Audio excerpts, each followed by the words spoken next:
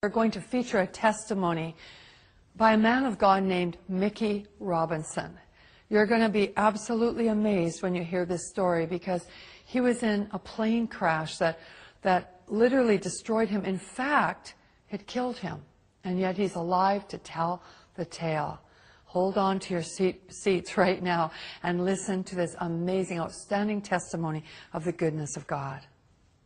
I'd never met anybody who ever told me about anything personally knowing God or anything supernatural other than historically what I knew from stories from the Bible. Never met one person who told me they had a real relationship with Jesus. Never knew about the need to really come into a relationship with the Lord through Jesus. And I was busy getting it on. But, you know, there's not enough excitement in the world to ever satisfy. You always got to have more. And I like stuff that was edgy, you know, skiing, and I always liked aviation stuff. And so I started taking flying lessons. Then I thought it'd be more fun jumping out of airplanes. So I became a sport parachutist, and that really got me. I mean, I became obsessed with skydiving. It really consumed my life. My existence revolved around that 30 to 60 seconds in free fall and that 5-minute parachute ride. Then I had to do it again. It's like a drug, you know. It's almost good. Like an addiction. Oh, totally. And then all of a sudden, one night, all that was going to change. Shortly after takeoff, I don't really recall much because I was kind of dozing off, sitting next to the pilot, or actually sitting on the floor next to the pilot where we moved the seats in this new aircraft. And I was awakened by a sound unfamiliar to me. It was the sound of the motor going completely silent. Uh-oh. And the pilot turned to me and he slapped me. He says, "That's it, we're going down." So we just pitched forward and we plummeted straight down at over 100 miles an hour. And what was seen out of the cockpit, and this was told to me, I don't recall this, but we were going straight to the ground and we're headed right towards a gigantic oak tree. We did hit that tree going, like I said, over 100 miles an hour, and my face stopped my body going 100 miles an hour. So then the airplane cartwheeled on its wings and slammed into the ground. If you see pictures of the aircraft, it doesn't look like anybody could survive this. So there was obviously injury and confusion, and the two students got pushed out the doorway and by one of my friends who was a very experienced jumper. And the fourth man out saw me moving, and the pilot assumed we were leaving too. And just as he was going out, the plane went up in flames. And as he was running away, he heard screaming and realized I was trapped inside along with the pilot. And this brave man who was my friend and went back in the plane and saw me trying to escape where the wing had been torn loose from the airplane. But I was stuck, and by something on my equipment or my clothing, it was caught, and I was soaked with fuel, and it was on fire from head to toe. Wow. And just like you see in movies, a person whose whole body was engulfed in flames. And this is where God did the first miracle. This man grabbed a hold of my parachute harness and with his bare hands tore that loose. It's 2,000 pounds tensile strength in each one of those straps. Wow. Pulled so hard he pulled his thumbs out of his sockets, dragged me away from the plane and slapped the fire out. It kept reigniting, and then he tried to go back for the pilot, and he couldn't. He was burned alive. Well, they rushed me off to the hospital. Obviously, it was horrible, and they rushed me off to the hospital and saw that I sustained very serious injuries. I had a brain injury. I had burns over a large portion of my body. I had to find out my eye was blind, my right eye was blind, and, you know, tremendous cuts, and, you know, this shock of, you know, that crash.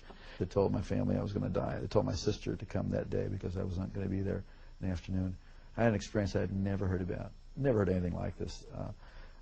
As I was laying there in that condition, just racked with pain and discomfort in every way possible, suddenly my inner man, the real me, my spirit, sat up out of my body, and I could feel my legs go through the springs of the bed. Wow. And my spirit came out of my body as if you would take a glove off your hand. And instantly, I was in a spiritual world. Instantaneously, I knew this was the real world. And this man that I was seeing was the real me. Now, when that happened, were you aware of any pain still? Or no, I was totally completely separated from the pain and the carcass. Completely, no. And I didn't even remember turning around and looking. I mean, I was transferred immediately into a spiritual dimension. And everything about the spirit world is more real than this world. The colors are brighter. The edges of everything are sharper. The emotions are just enhanced. They are clear. And instantaneously, the thing that really struck me the most was there was a complete absence of the awareness of time.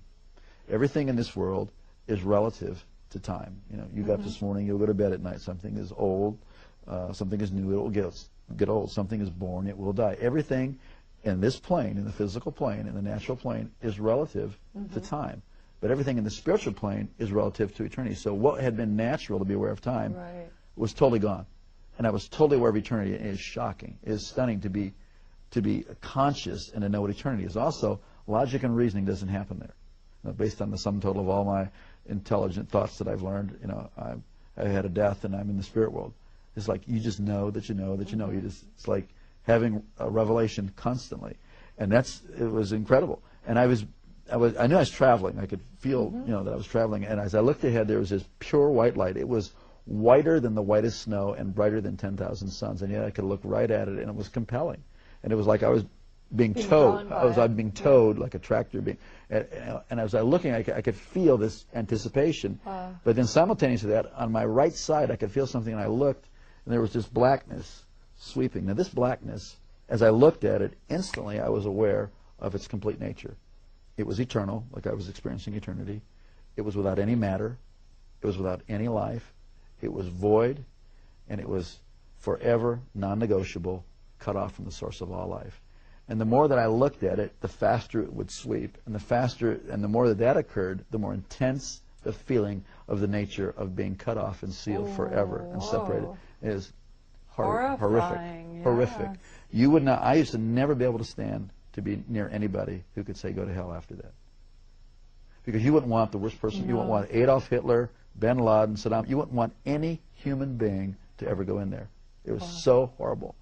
And as that was sweeping, it got down to, it was eclipsing this light. So there was just it was like you're in a room and you close the door, a dark room, and there's a little space between the door and the door jamb. It wasn't a doorway. This was a real place that I was seeing and that I was feeling.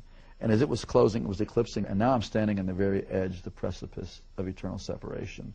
And I scream out of my spirit, I'm sorry, I want to live. Give me another chance. And just before that was to close, I was standing in the presence of Almighty God. Whoa. And instantly I knew I would never die for eternity. And that's mercy. It's unbelievable. Wow. And instantly I knew that this being who was off on this side of me, who I didn't see, but I was standing in this river of golden radiation. It looked like a moving river of golden light.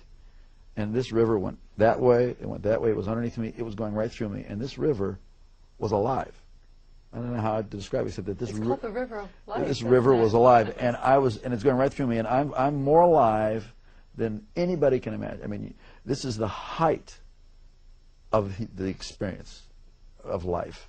It filled up with life, and somehow I knew this being was going to take care of me for eternity.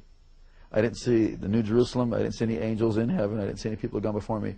This was the max. So I was so filled with just the love and all of God's majesty, all of His authority, all of His love, everything was just flowing through me. I was like vibrating like a tuning fork, the very essence of God's nature. But when God spoke to me, and not in a language like you and I are talking now, but the knowledge of His purpose, the word of His purpose, came in through that same light. And I was taken back to the same way I was like being reeled in like a kite, and I went down through space and time, this dimension.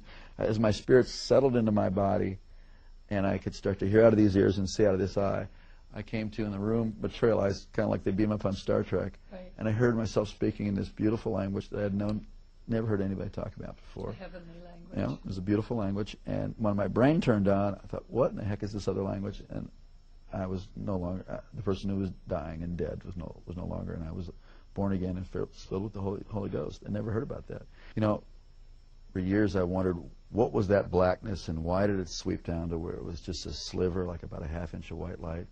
And years later, God revealed it to me. It was really a historical record of my life. That for all the years that I had lived, I was in darkness. And God gave me a space to cry out to Him. And in that space, it changed my future, my destiny, my whole purpose. God loved me the whole time. God was with me. But, you know, please, don't wait until you're that desperate. We're desperate right now. And He's with you, and you have a chance today to cry out to God. It's not complicated. It's not religious. I mean, certainly my prayer wasn't all that complicated. And it wasn't about religion. It was about I needed life. And there is no one of us before God that doesn't need the whole life that He has to offer. It's usually fear that keeps us from doing that. Or like we're afraid, well, I'm not good enough. That's the whole deal. We need God.